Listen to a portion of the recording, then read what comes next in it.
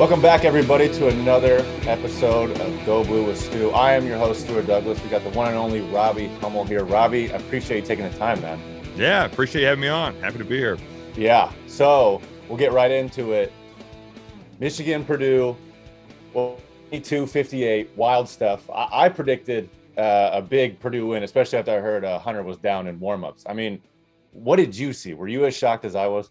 Yeah, I mean, Benetti and I had the where were we at last night? We had Maryland and Iowa. Sorry, you were calling last night. I should have known that. So we had the game before, and then we went and grabbed something to eat, and we watched most of the second half. And I think the thing that was most surprising to me was just how on some of the defensive things, Purdue was so out of sorts. Yeah. I mean, like just butch switches and. They were messing all sorts of stuff up. Now, give a lot of credit to Michigan, too, because they took advantage, and Hunter's been playing at a really high level, and certainly he's a tough matchup for Purdue with his ability to pick and pop, but also score inside and hold his own against their bigs. But, man, the way their offense was flowing last night, they were on fire. I mean, I just feel like all five of those starters played really well. Moussa Diabate was great. Devontae Jones was great. Eli Brooks made shots.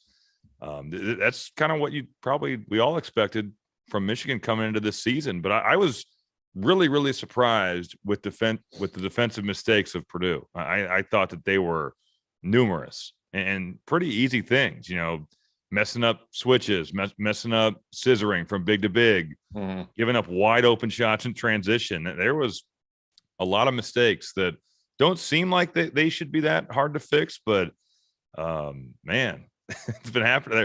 Their defensive efficiency is like 140, which is pretty wild for any Purdue team under Coach Painter. Yeah. They went to people have been clamoring for the too big. Yeah, they went to it, and it was like, I think it was like in desperate times, and they were like trying to trap, and Michigan got easy looks. But like, what did you think of that in the second half? I think he might have done it just so people wouldn't complain about it. It's like, look, it's not going to work. I won't do it again. Exactly. This is why I don't do this. It's not going to work. But so that people will just shut up, I'll put these two guys out there together. Yeah, no, that makes sense. Michigan, and they had all five starters scoring double digits. Their bench didn't do too much. I don't think they've done that this year in the regular season. I mean, I want to calm fans down, because then this expectation shooting over 50% from three and all the starters scoring like this, like, we got to calm down. It was a hell of a game, though, but it was a different Michigan team. Like, this is a team that we have not seen play yet, and especially defensively. They were finally, the kids weren't lost to where the 3-point line is. They were finding guys. They were, they had Sasha marked up, and they didn't lose him. I mean, Trayvon's Trayvon and Edie's Edie, but what can you speak on about Michigan's defense in the second half? Because it was basically like, okay, all we got right now is Trayvon posting up and Ivy creating just kind of out of nowhere. Sure. I thought Michigan did a really good job of mixing defenses. And they do like to do the whole 2-3, then match up man-to-man. And I think that can confuse people. Man. I know. It's an interesting deal. Now, you don't like that they do it, or you didn't like playing against it? I just think I think maybe they're not completely comfortable with it. There was one out of bounds. It was 5 seconds left in the first half, and they went to it, and it was on the baseline. And I was like, this isn't going to work. And Gillis had an open 8-footer, just little jumper. And I was like, okay, like, there are time and places for it. And I think they're still figuring that out. But I guess if you think it can throw some teams off. No, I think that it's a curveball he throws in there. They'll run 2-3 as well. They'll do the 1-2-2 and go back to zone. They'll play man. But Purdue missed some shots that maybe they normally make. Like Mason Gillis shoots an air ball on a wide open shot, and you just talked about the little 7-footer he missed, and he's leading the Big Ten in 3-point field goal percentage. But Michigan's got a part of that too. I mean, I thought that they played with real passion on the defensive end. They were together on what they were doing, which you look at Purdue, they certainly were not with some of the breakdowns that they had. So I just thought the effort was there, the energy was there, and this as well as I do. When shots are going in, it shouldn't be like this, but it's a heck of a lot easier to guard your man when you're making shots and you feel good about yourself. And I just think that's kind of what Michigan was riding that wave last night. Yeah, it was definitely a momentum thing for sure. One thing I noticed with Purdue was kind of a lack of movement. Correct me if I'm wrong, but it was almost seemed like under Painter, especially when you were there, it was kind of like, all right, we got these defensive discipline, we got these principles that we're going to follow. And then offensively, like, you guys are good enough, kind of, you're going to do kind of whatever you want in free flow. Sure. And last night it looked like they weren't moving much. I mean, like, I don't remember seeing too many screens set for Sasha. There wasn't like too much movement. It was kind of like, we're stuck. Let's just get the ball to Ivy. Is that kind of been? I think he's certainly turned some of the offense over to Jaden Ivey. And if you watch the Illinois game, I mean, he was so good in transition and pick and roll. And I even thought against Michigan, he did some really good things getting to the basket. Now, he had some defensive breakdowns, and you're right, the offense did get a little bit stagnant. When I was at Purdue, we ran a ton of motion, like you were saying, the free flow and stuff. It was annoying as hell. Yeah, no, if you have guys that understand how to do it, it can be miserable to guard because there's no scouting report for that. You know, it's random action all the time. So I don't think they run much of that anymore. Now, if a play breaks down, they might run a little bit, but I bet he's 95% sets now. So they do a lot of set-based stuff, and I think that he even feels that he wished that maybe he had some of that. Now, I thought that our motion offense was pretty effective. And when we played you guys, I mean, you guys were freaking, matchup 2-3, 1-3-1, man to man. Like, you would throw the kitchen sink at us. Right. And that's just the way that Coach Beeline was at that time before he kind of went more man to man. But yeah, it's certainly changed. And I thought they did get stagnant. At times they will just say, Jaden, ball screen, make a play, or throw the ball into Trevion or Zach. And, last night it was just Hunter did a good job of holding his ground. They got Edey in foul trouble. They turned Jaden Ivey over 5 times. He gets I think he had 18 points, but no, I thought Michigan, Juwan Howard, all those guys, they did a great job. Where do you see this Michigan team? Because it is hot and cold. Everybody yesterday told me they're the most hot and cold team in the country right now. Yeah. And I think they're firmly in the middle of the Big Ten, and people are talking about bubble, blah, blah, blah. You can't predict it, but like, you see the potential there, right? Sure. I think tomorrow is a massive game for both teams. Ohio State just gave one away at Rutgers. They're up 8 with about 4 to play, and they had some strange possessions, some plays that just went Rutgers' way, where Caleb McConnell was just making incredible plays defensively. And then you look at Michigan, who's going to play all these games in a short period of time. I mean, this will be their 4th game since Saturday. Yeah. Is that right? Yeah.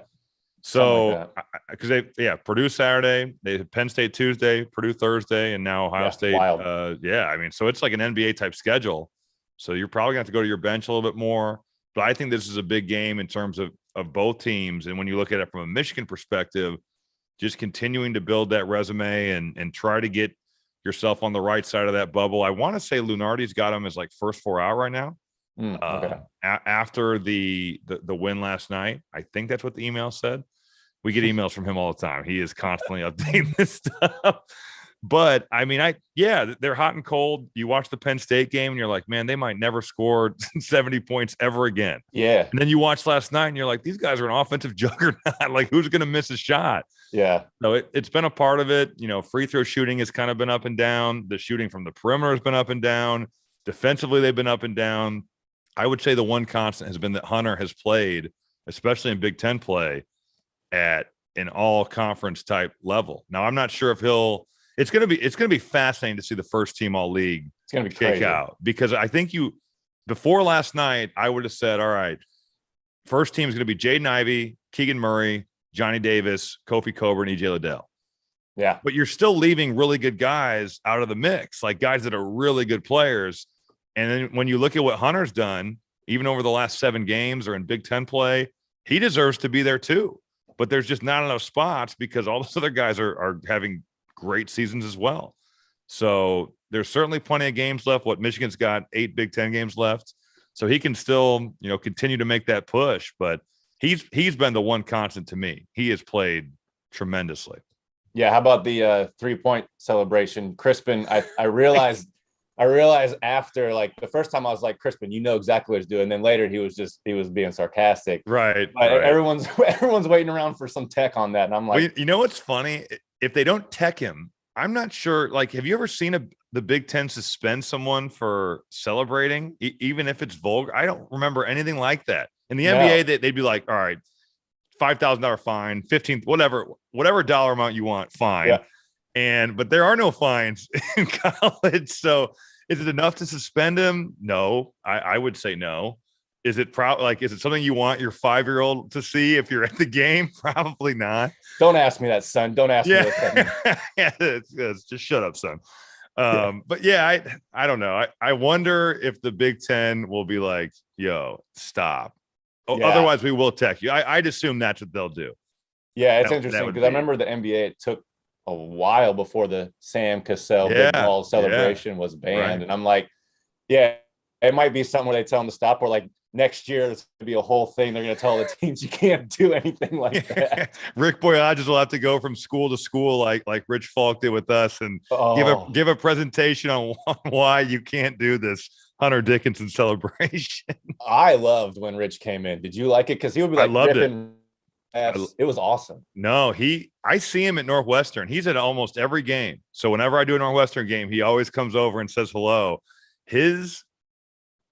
I guess you'd call it presentation of the rules and what they were going to emphasize, and then the demonstrations he'd do, where he'd start cussing and he'd be doing these over-exaggerated elbows and swearing. And yes, I mean, Coach Payne was always like, you guys can laugh, but be respectful. And I think Rich wanted us to be engaged, where it wasn't like, this is a technical foul this year, and this is he didn't want it to be boring. I mean, it kept our attention. I'll say that. I still remember his deals, and man, I really enjoyed talking to him, but I thought it was so funny when he'd come and talk to us. But that's going to be Rick this year. Can't do the celebration where you're having your arm mimic another body part of it. Yeah, he's going to be demonstrating that, like, you guys know what this means. Please stop. Exactly. I remember, I don't remember what year it was, but the big elbow swinging rule because of Manny Harris. Yes, Chris Kramer's the Chris Kramer rule. You got to witness the wrath of. I've never seen a stadium more riled up than that. Never. It was almost like, man, I could not believe. And you know what? I was on the bench to this day. I've seen replays of it. I still don't think he hit him. It's like Kramer fell down and just punched himself in the face, because it didn't look like, from my angle, and he would argue this because obviously his nose is broken and it's bleeding, but from the angle I saw, and even when you watch the replay, it doesn't really look like he must have hit him perfectly. Perfectly. He must have just hit him in a perfect way. I've seen Manny do much worse in practice with those sharp elbows. So it was interesting. But I remember, I think that was, my sophomore year, and we were not good. And like Mackey just erupting. And I'm like, we're not on Purdue's level. Like, why do they care this much? Oh, they care a lot. That's just Mackey. But it's Mackey, and it's also one of their favorite sons. I mean, they love Kramer, and they love the way he played. And when Manny Harris elbowed him in the face and got ejected, they were on it. On it. I remember I hated Kramer, especially because at one point in our season, Beeline comes in. We're like, we suck my sophomore year. And he's like, I watched the Purdue game last night, and Chris Kramer is just running out. He's playing every minute. It's the end of the second half, and he comes out, it's a timeout, and he's on his hands and knees, and he's begging coach to take him out, begging him. He's too tired. And Painter says, no, you stay in there. You're going to keep going. And Chris stayed in and still played hard. And you guys aren't doing that. And I was like, damn it, Chris, like, just relax, bud. Yeah. I'm feeling like we're not even playing you, and I'm already getting in trouble. The funny thing is that every coach, I feel like, has guys in the league like that. Well, somebody will do something in practice, and they'll be like, I was watching, pick a team. You could be anybody you want. I was watching Ohio State last night. Aaron Kraft never takes any possessions off. And you're like, well, screw Aaron Kraft. Like, we're not playing Ohio State. I don't want to. Why are we getting yelled at because Aaron Kraft tried hard last night in their game at whatever Big Ten team? I think that's just a coach thing. And whether it's Chris Kramer or Aaron Kraft or, whoever, that happens, I think, in every program. No, it is inevitable. And the thing I hate the most is that it works. It does. Yeah. It motivates you, and it works. That's what's most annoying. Exactly. I want to get into some of the Ohio State game, because you're calling that, right? Ohio State, Michigan? Yep. Okay, so I want to get into that a little bit, but I wanted to recap a little bit because it reminded me Michigan's huge win against Purdue at home, and then it took me back, and I still do firmly believe that my worst loss in my memory is you guys beating us on senior night in Chrysler and ruining our perfect Big Ten season, and then possibly like outright Big Ten champs. And it was just, I'll never forget, like, my senior year, like, why is Robbie still here? Like, why am I still playing? He won't leave. This asshole won't get out of here. And you guys just like handled us, and we were so confident. And that's one of those situations, and it kind of tanked our season after that, honestly. Yeah, it's a situation though where it's all about who you play and when you play them. Like, I'm sure Purdue is like, why couldn't we have gotten Michigan instead of last night? Yeah. In early January when they were struggling. Yeah. And you guys saw us at Mackey when I was playing so bad. My knees hurt. Yeah. I wasn't back to normal. I had no pop in my legs. In January, I sucked. In February, I felt so much better. And it was just, I think I needed time away from my second surgery to get my legs back. And you guys see us at the end of the Big Ten season. We had some guys get in trouble, which kind of maybe rallied us, even though it shouldn't have. But we just we started playing way better. We were so much better when we saw you guys than when you saw us at Purdue. And we led Kansas for 39 minutes and 30 seconds, and they went to the national title game in the second round.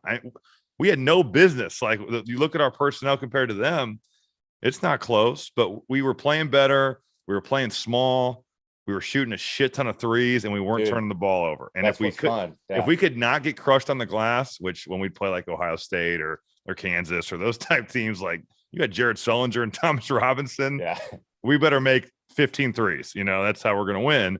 But against you guys, it was more manageable because you've got Novak at the 4 and you've got Jordan Morgan at the 5, and that you didn't have the traditional 7-foot dude like that. So that we were just playing better, and I'm sorry we beat you guys, but we owed you from beating us at Purdue for sure. That is true. Because I cherish that Mackey win forever. So you did owe us. Okay, looking forward to the Ohio State game. Ohio State coming off a brutal loss. I want to get into that a little bit because you called it. Like, what the hell happened? Up 9. Yeah, what's Ohio State's deficiency there at the end? I thought they should have given the ball to EJ Liddell more. Last 3 plays of the game, they go to Branham twice and Justin Arns for a corner 3. And, one of the plays, Liddell was a decoy, and Branham had been playing really well. I want to say he had 19. Yeah, he had 19. Yeah, he had 19, 7 of 13, knocked down 4 threes. Yeah. But still, you got a guy like Liddell, who's one of the best players in the country. You can post him. I think they were concerned maybe about seeing a double team at the end of the game, but they're up 2. So you double and you give up a 3, you could lose. So I assume you're not going to see that. But they went away from him. There was some freakish plays made by Caleb McConnell. Rutgers just crushed him in transition. That's the only way they could really get into an offensive rhythm. Geo Baker had an unbelievable night, but McConnell had a block on a Branham fast break that saved the game, and he had a steal that was big that got him out in transition. Geo made some shots late, and then they just, defensively they were really good. But you look at it from an Ohio State perspective, a road win at that place, I think it would have been a quad 2 win. But it still would have been a really, really good win for Ohio State. I'm sure they're frustrated. It makes this game Saturday even bigger against Michigan because it's another opportunity to go on the road, but it's also another opportunity to go farther in the tank. And when we were in the Big Ten, there was a couple teams where you felt like they were get right games, where you're looking at personnel and you're like, we could, not that we couldn't lose to them, but we absolutely should beat this team. Yes. And I think when you look around the Big Ten this year, outside of probably Nebraska, and Minnesota would argue that because they went in there and got stomped pretty good for Nebraska's first win. I just think you look at a Northwestern, they're pretty talented, and they've had a bunch of close games. Minnesota, I look at them the same way. They're not deep, but they've got guys in Jamison Battle and Peyton Willis who they can hurt you in a one-on-one setting. And when they ask Rutgers, Peyton Willis damn near beat those guys by himself. Alongside Luke Lowy, no Jamison Battle in that game. So I think the league is a bear. And I was also talking to Joe Krabenhoff after the Wisconsin-Illinois game, and we had a really interesting talk about how they had just seen Kofi go for 37 and 12. And he was like, there was nobody like that in the league when we were around. Dude, think about it. Like BJ Mullins, good player, big body. Yeah. You weren't worried about him going for 37. No. You knew he was going to be a pro and was going to be there for a year. Coach Koufos, same thing. Jared Sullinger, you could make the argument that he was, but he was only 6'9". He's not 7'1" or 7'4" like Zach Edey. Right. You know, or Hunter is so skilled at 7'1".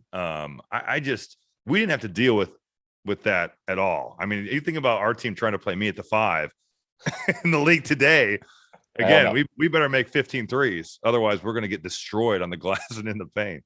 Yeah, I mean, we were, like you just mentioned earlier, we were 6'8" and then 6'4", maybe like a 5'4" spot. But like, well, I want to get into some Ohio State stuff, but you made the point of the Big Ten. I don't know, I was talking to Rob or other people. I don't think I've ever seen scoring like this in the Big Ten in terms of an individual standpoint. Like, let alone, and it's mostly bigs, but just top to bottom, it's crazy. And I was about to ask you, do you think Ohio State is a 16 seed when they won't be? But, you know, are they going to get docked as much because, you know, these evaluators know the Big Ten is just crazy right now? Yeah, no, I think a really interesting stat that I saw was Wisconsin has not had anyone average 20 a game since Michael Finley. That's the 90s. Think about how many good players they've had. A lot. Averaging 20 a game in the Big Ten it's a pretty special accomplishment, I would say. And I guess the guys that have done it in recent memory, maybe Carson Edwards. There's probably a few more that I'm not thinking of. But to have 4 or 5 guys around that number is pretty remarkable. Then you look at the national scoring leaders, and the Big Ten's got 4 or 5 guys in the top 15 or 20. Yeah. That's pretty rare. In regards to Ohio State's loss at Rutgers, I don't think it docks them that much. It's a quad 2 loss. The 3s and the 4s are what you want to avoid, and I think it's kind of just life on the road in this league. It's a part of it, and as long as you're staying away from the teams that are ranked below 135 in the net, I don't think any loss really hurts you that bad. Whereas in the ACC or the Pac-12, you've got some losses that can really screw up your resume. Right. So the Big Ten is fortunate in that regard, that I think right now we have one team that if you lose to them on their home floor, it would actually hurt you. Interesting. Yeah, that's good for teams going forward, especially for teams like Michigan who are totally dying a lot for of every opportunity. Win. Now you could also get pile driven into the ground. Exactly. Where you could lose 5 in a row and be like, man, what happened? But it goes both ways. Flip. Yeah. This is coming from a Michigan bias a little bit and how well they've been playing lately. But what can Ohio State do to match up and cause problems for Michigan? Well, they'll throw bodies at Hunter. There's no doubt about that. They're going to play Liddell at the 4, and you look at, Zed Key, Joey Brunk, Kyle Young. That's a pretty experienced front line. That's where their strength lies. That's where they get a lot of their scoring. Malachi Branham is having maybe as good of a year as almost any freshman. I think Bryce McGowan's with his numbers. Yeah. He's kind of separated himself, even though I have a hard time saying that a guy that's on a team that's won 1 Big Ten game should win any award. Jacking up whatever, But I think he has separated himself with some of his numbers the last 8 games enough to where you can make that case. But Branham he's definitely going to be on the all-freshman team. He shot it really well in Big Ten play. He had 20 against Purdue, which a lot of people have really good games against Purdue this season. Their guard play outside of Branham, though, to me is a little bit undynamic, if that makes sense. A lot of guys that want to catch and shoot threes, Jamari Wheeler, Justin Arns, Michi Johnson, who rolled his ankle at Rutgers, so who knows if he'll be healthy. They'll play Jimmy Sotos if he's not.